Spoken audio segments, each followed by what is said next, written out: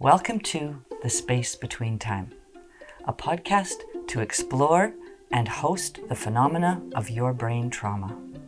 Do you experience extrasensory sensations? Does the unknown vibrate around you? Sometimes subtle, sometimes larger than life? With us, you won't have to put away that part of you that is not normal. In The Space Between Time, we invite you to share your un-sharables.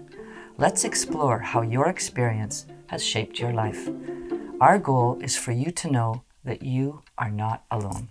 Welcome back to The Space Between Time, session 4, I believe. And this is my guest, Marilyn, and good friend. And if you don't know yet, we are here talking about the experience of living and working through and surviving a traumatic brain injury and the phenomena that comes with it. So I think what I'd like to do is pick up where we last left off, because the essence of this sharing is about being able to help others to not feel alone, to break through the sense of isolation, of the swirling mind trip of all the things that don't seem right or normal or, not fitting in. And so based on that, I'd like to go back to the topic that we were leaving off with on our last session, and about how you've been able to pick up on other people's sense of feeling those things. You've been able to pick up and know that someone is experiencing these different events in their life from a head trauma, and how you've just been able to pick up on that and work through it with them, or ask them some questions, or how did that? Can you tell us some stories about how that's happened?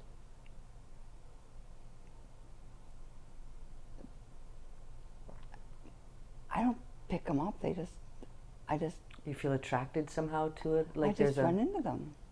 Do you think that, so I'm a firm believer, and I must say that considering how our journey began, I believe that there's a reason for everything.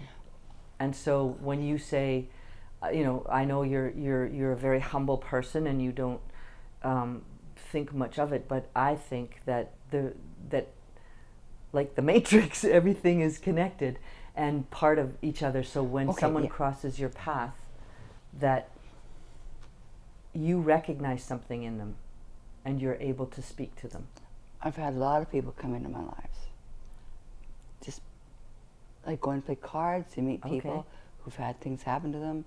Walking down the street, my neighbors. So one kid went to a party and he got beat up. He got a real bad head trauma, and he has to live with that forever. I recognized it right away when I saw him, and I asked his... Could I ask you one thing? What can you describe to me what you recognized, or how you recognized? Is it an inner sense? Was it something he said, or sort of a combination of things? How did you... Just that I see. So when you say see, I you know what I mean? I can't explain it. It's something you know. Okay. And you know because you live with it. Yeah. Just what I see, what I see and what I know is in my head.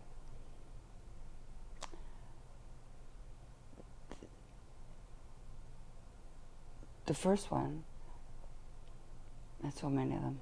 Pick a one. The first one, this boy had been to a party and he got beaten up. Okay. And trampled on, beat up, whatever.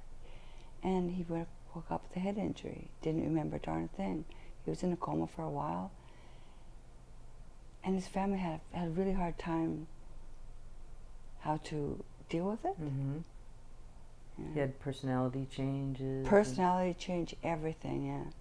Not the same person he once was. And that's what happens when you get an injury of any kind in your brain. You're not the same person you were before. Mm-hmm.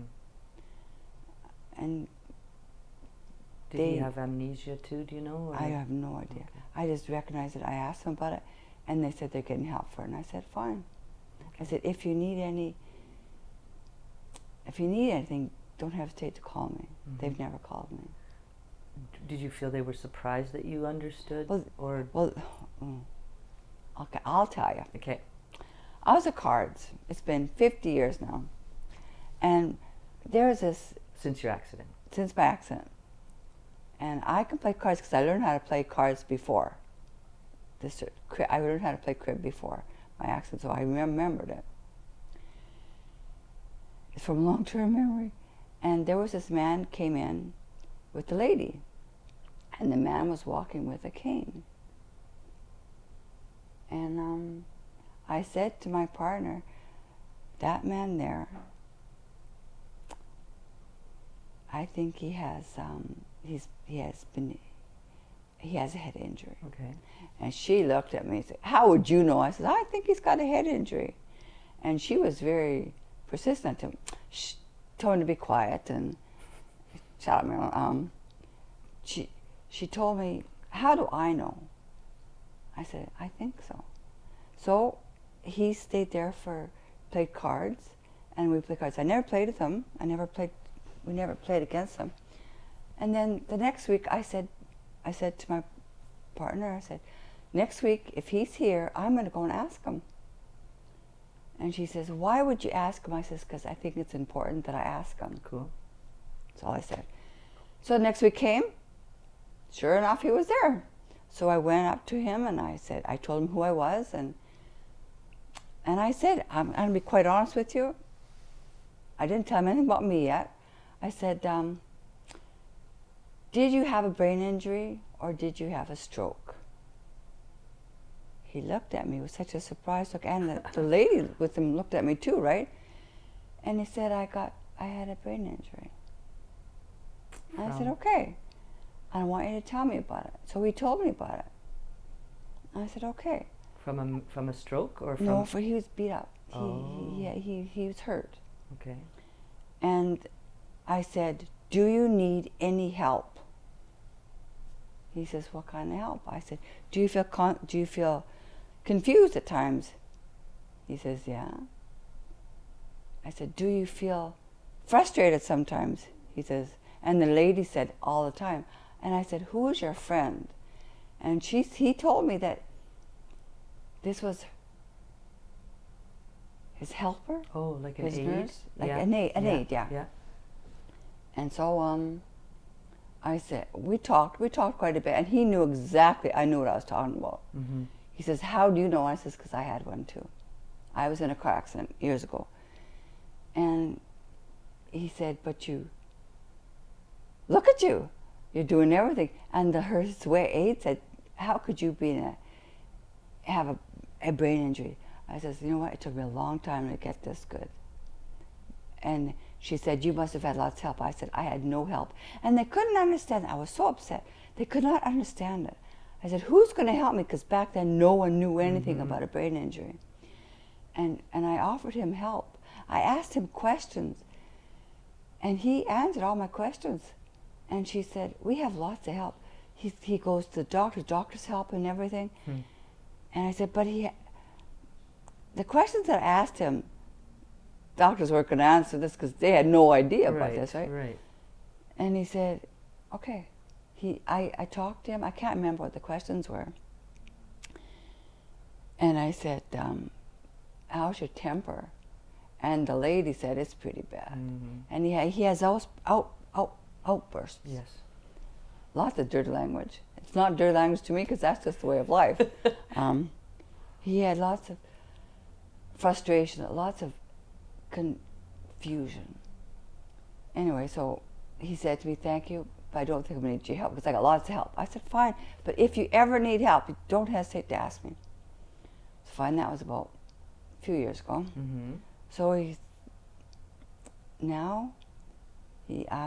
go say hello to him every day, but he's gone through numerous helpers because they don't stay too long because of his attitude, his actions.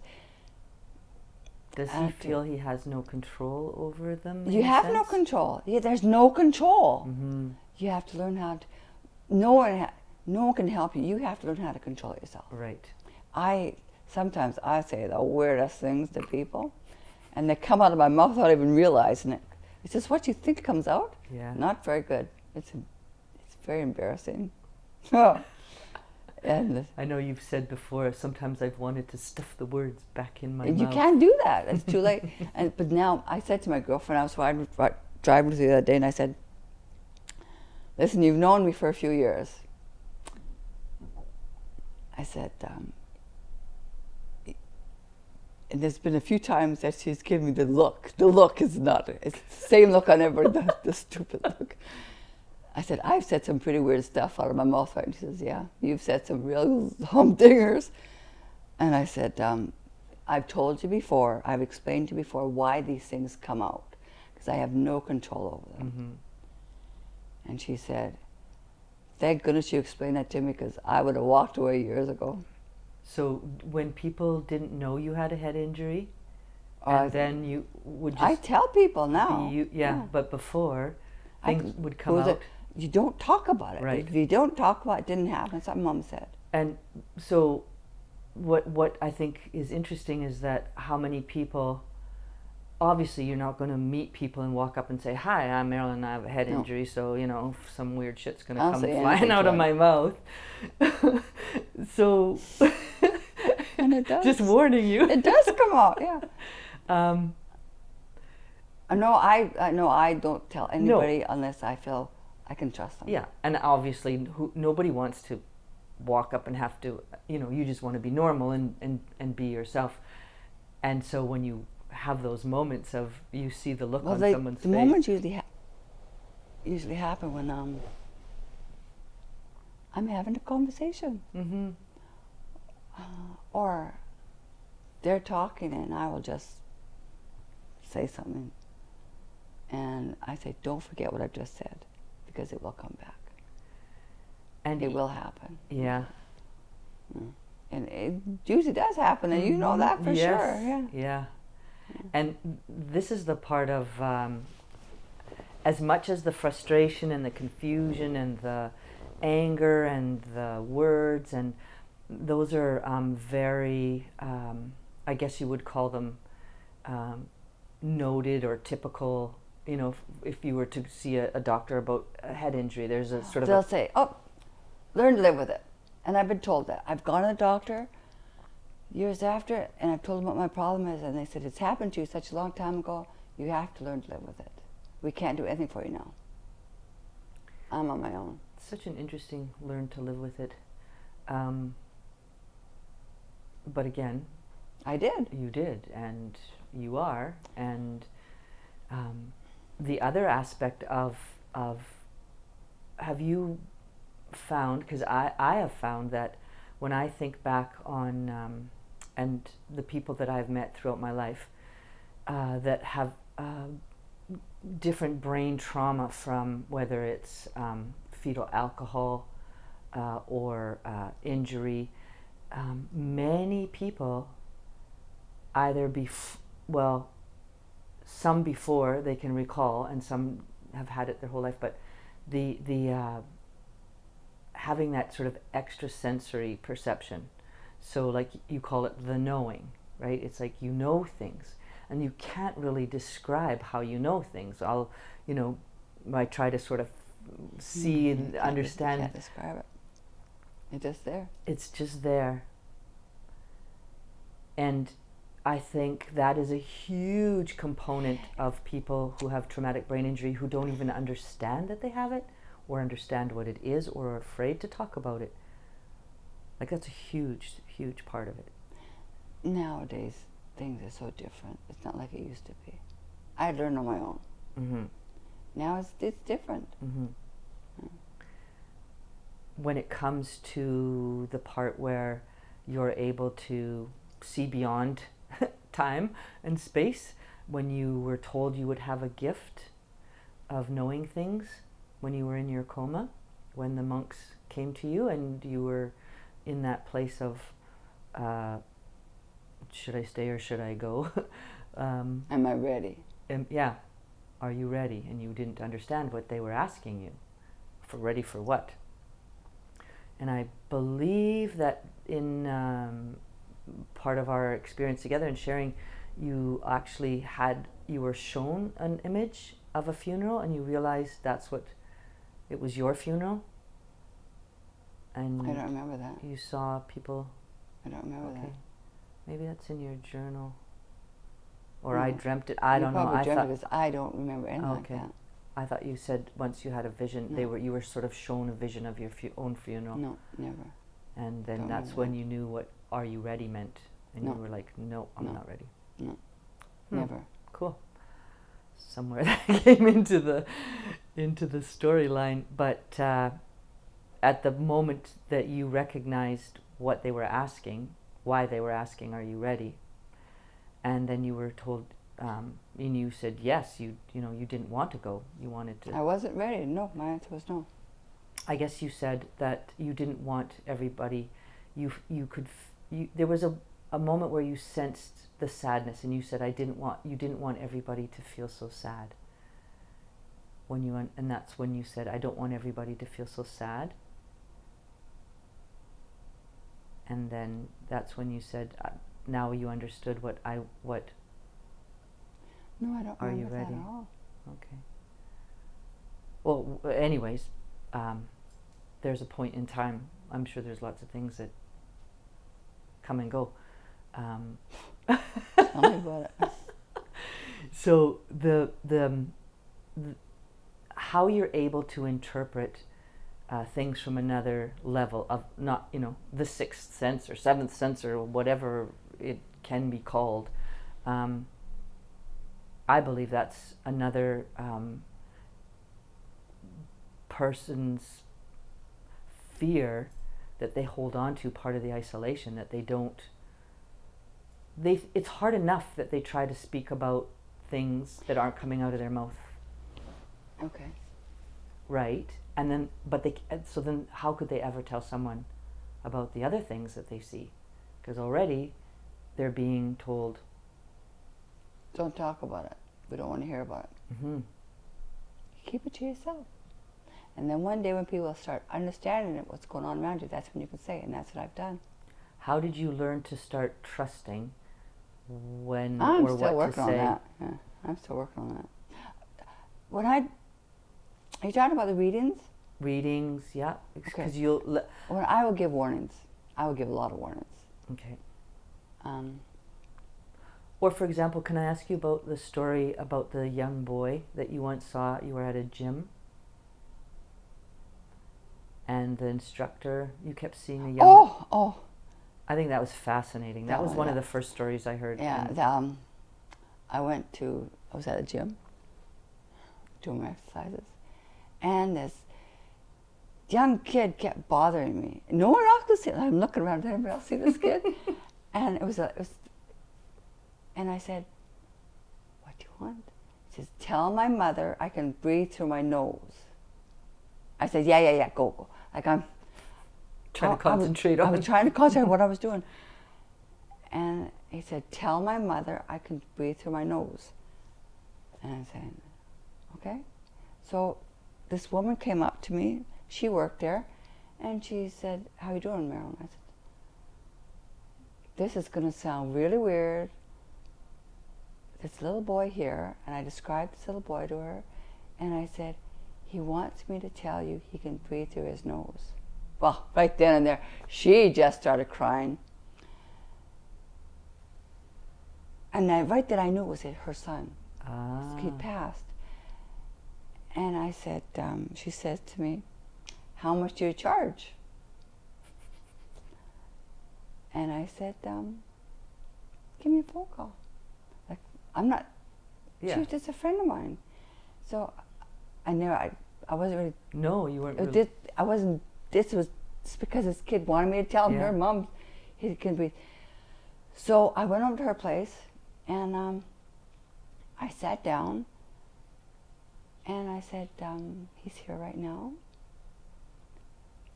Anyway, he passed. We did make a. So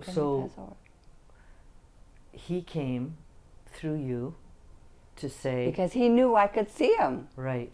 And he just wanted his. He had cystic fibrosis, I think, some kind of lung disease. So breathing through his nose Yeah. was something he couldn't breathe before. I didn't know this. How do I know this? Exactly. Yeah. And anyway, she came to me. That happened a few years ago. She saw me having coffee one day with a friend of mine, and she sat down and she said, "Thank you. You've changed my life. Wow. Me and my husband's life. We can live now." Wow. And everything that you said, you know. Mm-hmm. And I said, okay. So she and her husband felt so much better that it wasn't all in their head either. And it's interesting because for this young boy just to show up and give you one hint this that happens a lot. This happens a lot to me. Yeah. And I hate being in crowds. I hate being in crowds because they can see me. They know that no one else can see them, but I can see them. And they want me to tell their parents they're okay. It's mostly kids. Okay. Mostly kids do this. Like when I went to, I went to a dance recital. My grandchild's dance recital. And it was an old school building. I can't think of the school name, but it was over. Anyway. And when I sit and watch things, I'm trying to enjoy this. Mm-hmm. And they're touching me and they're poking me and they're blowing in my ear. And I'm moving around like this because I don't like it. They meaning? Spirits. Yeah. And my daughter, she starts laughing. She says, "Mom, they're here, aren't they?" I says, "Oh, it's full." All they want me to do is tell their parents that they're okay. Ah. You know, that's it. I'm okay.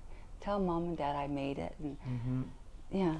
And I say, I'm not, I hate going into old places. Mm-hmm. It drives me crazy. Well, more worse than it is now. So the sense of, and this is fascinating, and I'm sure I'm loving that you're sharing this part of your journey. I usually keep to myself, you know. I know. I don't want this on the computer. This is me. But this is why. This is why you being you is why it's going to reach so many people. Wow. Believe me, this is the most important thing. All of what you're saying, being Marilyn, in this moment in time, is going to reach out and awaken and help people. Same thing.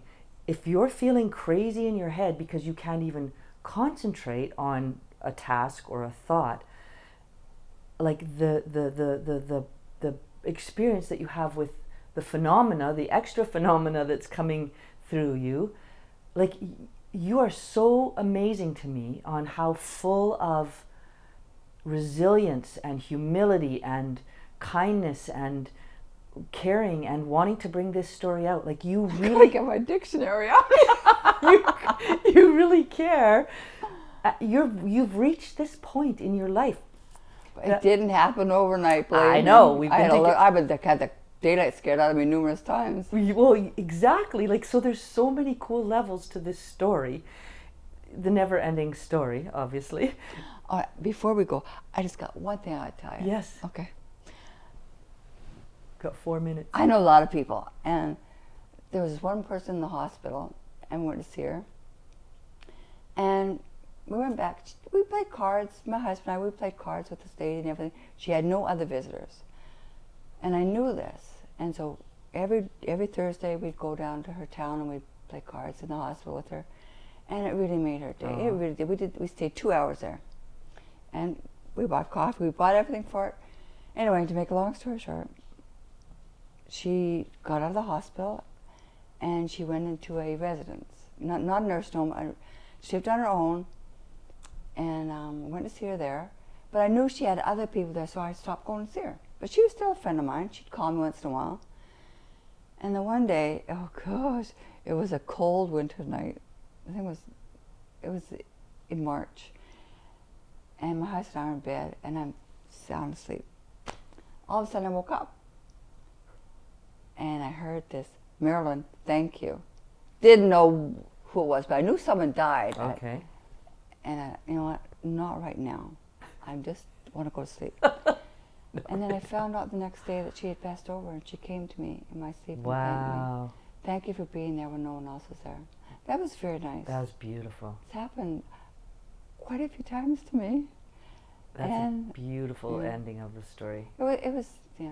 And knowing that you have reached someone on a level just by being a friend, by spending some time with them. I spend a lot of cards. I play a lot of cards. That's very cool how, and I bet you're really good. We don't play for money. We play because we enjoy it. Yeah. Well, you could play for, people play cards for. I haven't got a lot of money to play with. I just enjoy it. Good. We have a good laugh anyway. Yeah. Okay, so I guess this is coming to the point where we're going to wrap up our fourth session. And I don't even like calling it a session, our fourth getting together and sharing, our fourth sharing. And thank you so much for continuing to be you. Can't be anything but you. And that's and I've beautiful tried thing. really hard. I can't do it. Good, because we wouldn't be here if you were being someone else other than you. Okay. So thanks so much. You're welcome. And we'll be back for more. Okay. Right on. And don't forget to like and subscribe. 2 thumbs up. And the Space Between Time YouTube and the Space Between Time Facebook. Please leave your comments. Leave questions for Marilyn. Let's talk more with other people. Let's invite other people. We're going to eventually invite other people to share the space with us, maybe over the phone, even through whatever technology can bring. And yeah, join us, follow us, like us, and listen to our stories, and be inspired to come out of your own shell, to feel good, to know that you've got this, just like Marilyn does. Cheers.